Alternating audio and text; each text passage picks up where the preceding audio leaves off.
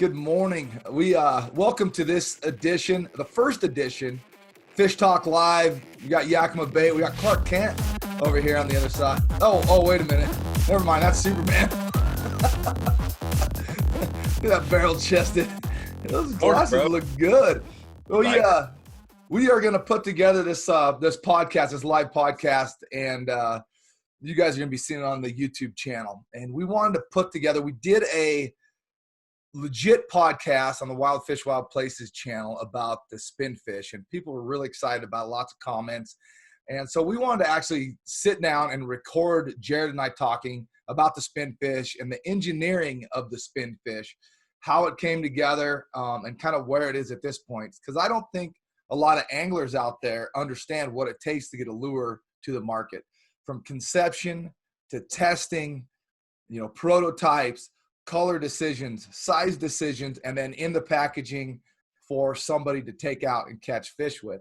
So we're going to kind of go through that. It's really fun, a fun story. And I just think a lot of fishermen will relate to this, and it'll be fun to get to see the back end of it. So we got Superman, everybody. Jarod Higginbotham, Yakima Bait. Good morning. Morning. Clark Kent, you got glasses on. You're good. Clark Kent, sorry. Clark Kent, I'm Yakima Bait today. Not saving lives. Well, you're actually taking lives. Yeah, fish lives, right? Yeah, dude. That's a good thing, man. Bonk and crack. That's what you want to hear in the morning. It's just good, right on the bottom of that aluminum boat, right? Yeah, baby. So that's what the end result is of what we're going to be talking about today. So, Jarod, talk to us a little bit. Tell us a story about the Spinfish. So the Spinfish is a unique lure, right? And what it does is it combines the concept of being able to load bait into a lure and fish it, and so it's more like a real life thing. You get more scent going out. Well, and how this came about was I worked for a company called the Yakima Bait Company. We're based out of Granger, Washington, small farm, started company in started in 1934, and then incorporated in 41, and it's just mainly grown since. And so here I sit, and I come to work at a place with Buzz Ramsey, who's been one of my idols my entire life, right? And I get here on my first day of work, and they're telling me, okay, job descriptions and things they want me to do, and where we're going, and their marketing plan, so on and so forth. And they also come, and they tell me, now, Buzz says, well, now, he goes, I've been doing this for 40 years. He says, and never once in 40 years has an idea come from an outside source really worked out, right? Like, from an individual, because the marketing plan and things like that. It's not that they weren't good ideas. It's just that the marketing plan or to build them was too difficult, so on and so forth. Lots of different things go on. So they tell me, him and my boss, Dan McDonald, say, do not, and I repeat, do not take phone calls or ideas from anybody, because, patent restrictions and things, we may be working on something that's 3 years ahead of them, right? And they've got this idea, but we're already 3 years down the road. We already plan on doing this. And that's kind of how our plan works. I'm like, okay, no problem. I won't take no phone calls. So I sit in my office. I'm sitting here just happy like a kid, swinging my feet like I got my first ice cream cone on a summer day, and I'm just happy, right? I'm at work where I want to be. And feeling good, right? I'm feeling good. I got my own office, right? I'm right where I've always wanted to be my whole life. So I'm sitting here, and I'm literally like swinging my feet like I'm happy. Phone rings. Okay. So I grab it. Yakima Bait, this is Jarod, right? All happy. Woohoo! And the guy first words out of his mouth, girl, I got a lure idea. And I'm like, huh. I'm like, setting me up. I'm like, these guys seem pretty professional. There's no way they're setting me up, right? I'm not supposed to take lure ideas, blah, blah, blah, blah, blah. I appreciate your time. And, he's like, no, you got to see this, man. He goes, this is the coolest thing ever, blah, blah, blah, blah. He keeps going off. His name's Ray Norton. And he keeps going off about this lure. You got to be wondering at this time if you're really getting set up or not. Bro, I'm waiting for like an Ashton Kutcher type thing to pop out and go, dude, you got punked and you're fucked. You know what I mean? That's what I'm waiting to happen. So anyway, I take the phone call. I'm talking to Ray, and God, he for whatever reason, man, there was just this little voice, that little voice inside your head that says, "Do it, do it, do it." The one that can get you in trouble. Well, that's why.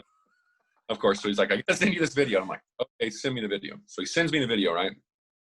And I've been studying plugs and lures for years, since I really started fishing, man, because I just think about fishing different, right? How it works. And so I see this thing. He has underwater footage, and he has him catching fish. And I see it. I'm like, I step back and I look around like, oh my God, this guy's not lying, right? He's real. And I'm like, oh no. What do I do? And so okay, let me figure this out. I'll call you back. So write down his phone number, hang up. I'm sitting there and I'm kind of nervous, right? I don't really know what to do. And so anyway, I sent it to Buzz. I'm like, I'm just going to email it to Buzz. I'm just going to take it for this one. And I emailed to Buzz. And Buzz is pretty on point during the day. You know what I mean? If you send him an email, you're going to get a response fairly rapid, or he reads them, you know, he's up to date. He keeps par. And the next thing I know, my phone rings. Oh, it's Buzz. I'm like, oh, man, already? And it's from Yakima Bait. This is Jarod. Second time I've answered the phone since I work here, right? And the first one was all happy. The second one, I was like, I'm in trouble. So Yakima, right? Because it says Buzz Ramsey. I'm like, oh, God. And he's like, and the first words out of his mouth were, whoa, where'd you see that? I'm like, huh? And so I explained it to him. So from there, you know, we helped him do some things, get a patent, you know, come up with an idea. Well, so at this point, you're not fired. I'm not fired. I found the gold nugget, boss. Look it. I'll hand it to you. Here you go. Thank you. Love you. Oh. And you know, so fast forward 6 years, right? Because he wanted to market it himself, and we're like, dude, you know, that's you can't do that. It's not as easy as you think it is, right? It's a great lure, yes, but to get it to where you need it to go, you need a Yakima Bait or a Berkeley or someone like that with some marketing power, marketing ideas, and a real resource of individuals, pro staff reps, and everywhere across the country pushing this thing, right? Because it's not like they're just going to go hang on the shelf and sell it. And he decided he wanted to do it on his own. So 6 years go by, and Buzz kept in touch with him, and boom, phone rings, and he wants to sell. And so he decides to sell it to us. And so we acquired the company, as we have a few others. And he'd done a little bit with it, and we'd heard a little bit about it through the industry. Certain players were fishing them, but they just weren't everywhere. They weren't, you know, advertised or whatnot. And so here we go, and boom, we get the lure, right? And so what do? We put our spin on it. You know, we started adding, you know, our colors and, you know, package and the whole deal. And you got to come up with a card, right? Like, this is the card for the Spinfish right here. You got to come up with a card. Then you got to come up with everything that's on the back of the card. And not only you got to do that, but you got to come up with a blister that this thing fits in so you can sell it, right? And that's before we ever put one on the shelf. And then you got to figure out what colors you want. How many colors are you going to have? How many sizes are you going to have? Well, and rewind from there even. I mean, you got to figure out the tooling, how it goes together. Like, I mean, you got to test fish this thing. You and Buzz and the team has to figure out, all right, how are we going to make this a two-piece bait? And how are we going to allow the bait to come out of it? And how is it going to fish? What kind of leader? Where's the leader going to come through? I mean, how many years of that? Well, you know, Ray did it for 6, right? And still, we introduced it. I've got guys rigging them completely different than we said to rig them, which when we did all the R&D, right? So, you know, so rewind. And anyway, so you rewind, and you know, we fished this thing 6 years ago, right? And that's how we learned about it.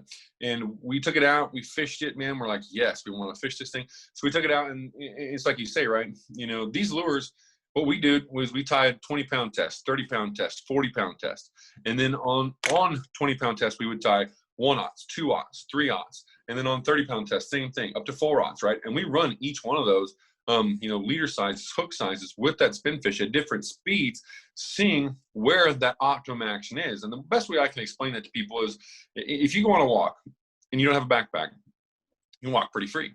Put on a backpack, add 20 pounds.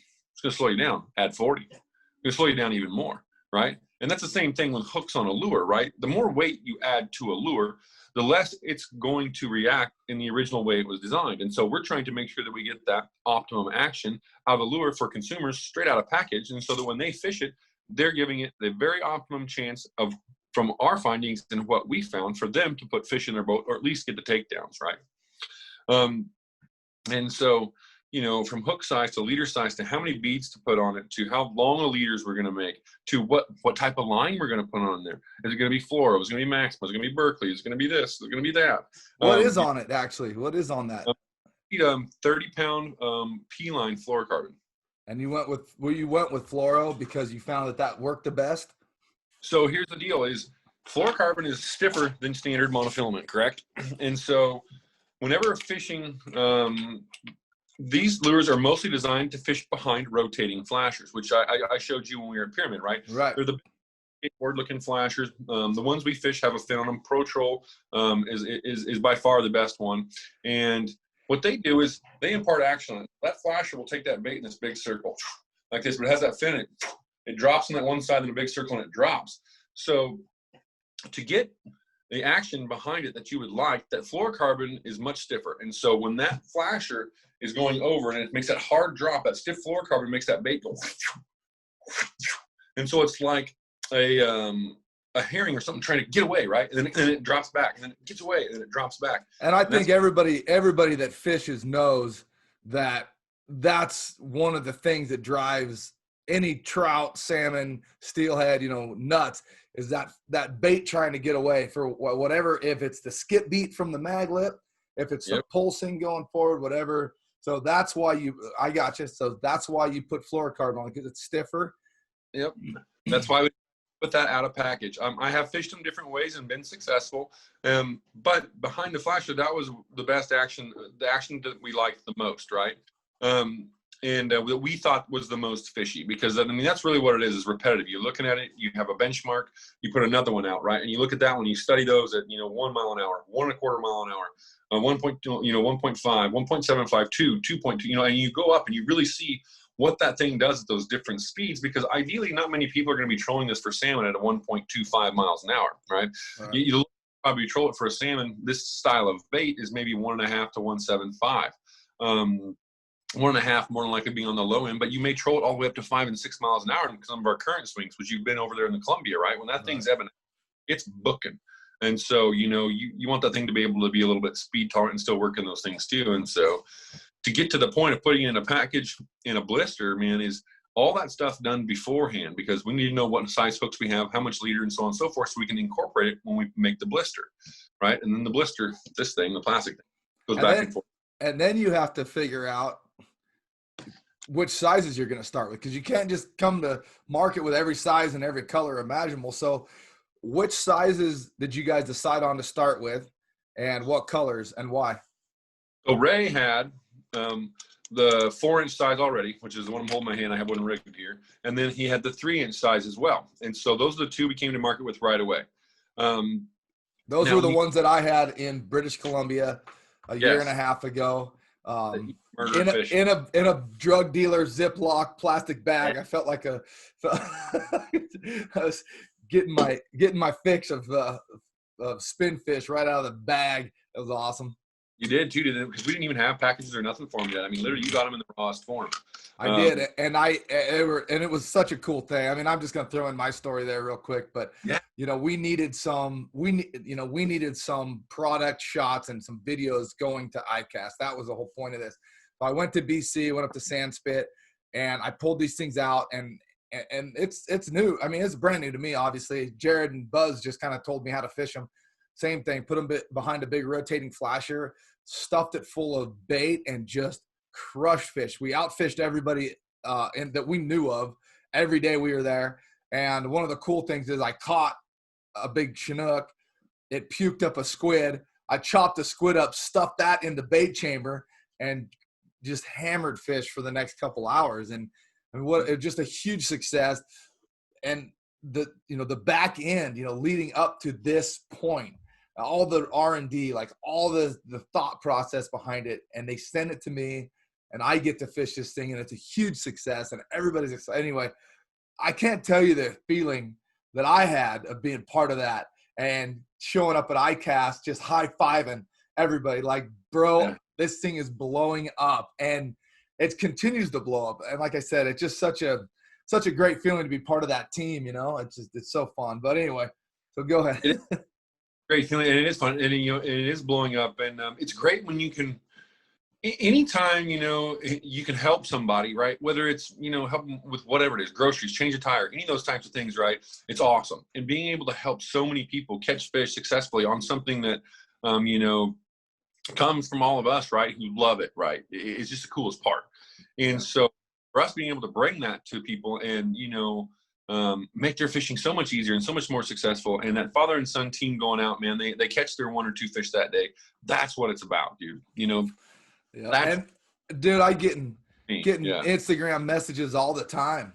Like, I caught my first Chinook, thanks to the Spinfish. I love you guys. You know, it's just it's a great thing. It is, especially when it's a new lure, right? Like this is not one of those copycat lures. It's never been designed, never been done. It's unique in its own right. And so in the fishing world, that's hard to do anyway, because so many people want to be a copycat and so on and so forth. And so to come up with something, a unique concept, a unique lure, a unique idea, simple to fish, very effective, is just cool, man. And the fact that we have even cooler. Now, I'm going to circle back a little bit. I'm going to rewind a little bit for a second here. The bait chambers. So that's one of the things that makes this Spinfish super fishy, is that bait chamber right there. And you see the way it goes together there. You pop it out. Now, did you guys have to redesign the way that the holes in the front and the holes in the back disperse, or were those dialed already? You know, really, when we got this thing from Ray, it was just like this, man. We ain't changed this one a bit or the 4-inch one. They were out the park. I mean, the guy really did a good job designing the way this is. And I'll put this up here close, and you can see in the hole, this hole right there in the nose, right? And that's where the water enters the bait. And then you have these holes in the back here on the front and on the bottom. And that's where the scent releases. And so you've got water going through the front as this thing's spinning in the water like this, right? Like a herring. And as that water forces through there, it does a couple of things, because you can see the bill is angled, right? So as that water's forced over the bill, it's causing it to rotate. And then what causes it to rotate is you can see the two holes up there at the top. One will roll counterclockwise and the other side will roll clockwise. So that's where the roll comes from. And so as that water's forcing over the bill of the plug, dictated by the side of the of your leader is on, will depend on where it rolls this way or this way.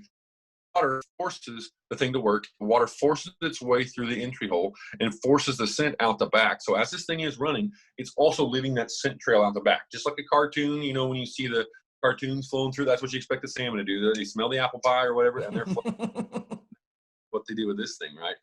But for guys that fish bait and go through a lot of bait, this takes that bait factor out, right? Like I can fish this one all day, and all I do is stuff it with tuna or squid or herring or a salmon roe or whatever you really like, you know, whatever they're keyed in on as far as a bait, scent, smell. You know, if you're in the Great Lakes, you may want to use like an alewife, or you know, if you're fishing pyramid, you may want to use your tui chub. You know, if you can find. Yeah, you can't use bait or scent at pyramid. I'll just throw that out there. The idea, right? You know. Yeah. Whatever the local bait fish is, you know, if you can match that hatch. Crawdads, dude. Yeah. Perch. I mean, anything, right? Endless, dude. Endless. And so that's where this bait is unique, right? And it's very simple, and it just goes together and it threads on your line just like this. So they come rigged just like this. They come rigged with 2 single hooks, which we found would be our best hookup ratio and also the best balance. So earlier I was talking about the lure and how it spins. You know, you add too much weight and the lure wants to dive down in the back, which doesn't let it run right. You know, and you can get away with smaller hooks if you want it to run faster action. But, and this thing just spins right on your leader, just like this the whole time. That's all it does. But being that it's got a similar build to a flatfish, anyone that has fished a flatfish understands that a flatfish does this. So this thing is not just spinning in the water, right? Like this. It's going, and it'll pulsate. You know, and so that cat and ball of string theory that Buzz has, that's kind of how these fish see that. It teases them. It triggers them into biting, right? And not only that, it has vibration to it too. You know, it's got a good vibration that those fish can feel. Well, those fish need 3 things, right? The 3 things the fish are going to see. It's sight, scent, sound, right? That's what they operate on. You know, pretty much their whole lives, that's what they operate on, sight, scent, sound, right? Because they can feel those fish to that vibration, or they can smell them, or they see their bait ball, whatever it is they're feeding on. That's how they operate. And this thing gives you all 3 of those, right? You got the scent pluming out of it, the vibration from it rotating around and wiggling, and it's got your visual, right? And we've got, you know, 20 different colors in the 3-inch Spinfish. We've got 10 different colors in the 4-inch Spinfish. And coming out this next year, we're going to have 16 colors in the 2-inch and 2.5. Yeah. So, and that's exactly what I was just going to bring to the table. So the next part of the Spinfish family is getting released, which are the 2 and the 2.5. And I got to test those in their, you know, in their prototype stage, actually hand carved wooden lures sent to me to do videos with. And they are phenomenal. Like rainbow trout, perch, walleye. I mean, the things just crush fish for me. Show me those again real quick. Let's see those again up close. So same thing. They're going to be coming in a assortment of sizes, 2.0 and 2.5, and they are deadly. I caught so many trout and so many perch on those this year so far that it's just been crazy, and I'm excited. And when do you expect those to come to the market? It would have been sooner this year, but of course the COVID thing pretty much slowed everybody's process. So, and they are going to be coming with masks on them. Each individual will have their own mask, and so they're safe. They're coming safe from the factory. No, they should be debuting at the beginning of this next year. We've got the bodies in the factory here just the other day, and we've already got our paint selection figured out of what colors we want to have. It is geared a little more towards the trout-ish kokanee side. Of course, yeah. I caught so many Chinook on them this year on the 2 and 2.5 inch ones. It's it's absolutely stupid. So, you don't want to be afraid to fish those for salmon either. And the funny part about the 2 and 2.5 is we already had the mold for the 3 and the 4, correct? So you would think it's just as simple as, oh, let's just downsize it. It doesn't work that way, right? Mm-mm. So we actually had to get prototypes, 3D printer, prototypes, take them out, test them, shave on them, grind on them with a Dremel tool, heat them up, bend them, all these things to get the 2 and the 2.5 inch to run the way we wanted before we had the very expensive mold built. And so, we go through all that R&D process. Again, it's not just a given, right? Because nothing is just for what you take it. You have to do the research and development on anything to get it to where it needs to be. And so, again, we went through it. And we did that on the 2 and 2.5, and here they be. And so now we've got an entire family of sizes, correct? We've got a 2 inch, a 2.5 inch, a 3 inch, and a 4 inch. So basically covers majority of your bait fish sizes that you would want to be replicating in any fishery you would go to, from, trout all the way up to Chinook and everything in between. Everything in between. And one of the things I love about it is it's a different action. Everything that I pull in the water for rainbows, not that they're going to be overfished, but even like pyramid, you can not put bait in them. That spinning that the Spinfish has, that, barrel roll type of spin, is different than anything that really they see. And it's such a natural forage looking, bait. It's just deadly. So yeah, I'm excited for some more of those. Kokanee too. You mentioned kokanee, and I forgot to mention that. I actually had some success on kokanee with them as well. Yeah. I mean, I fished them, me and my boy, we've literally pretty much just fished Spinfish since June 1st. That's it for salmon everywhere. I mean, really, I fished the spinners a little bit, and that's it, man. Other than that, it has been Spinfish. And we have put over 500 salmon to the boat. Over 500. And now, when I say that, we didn't kill them all. We released quite a few, and we keep the ones that we want to keep. But certain seasons like sockeye and Chinook are open at the same time, so you can keep two Chinook, 2 sockeyes a day. Right, and I fish 7 people. That's 14 sockeye, 14 Chinook. And that's a lot of fish. That's a lot of fish. Yeah, you got a boat. You got a boat that's the size of a mobile home out there.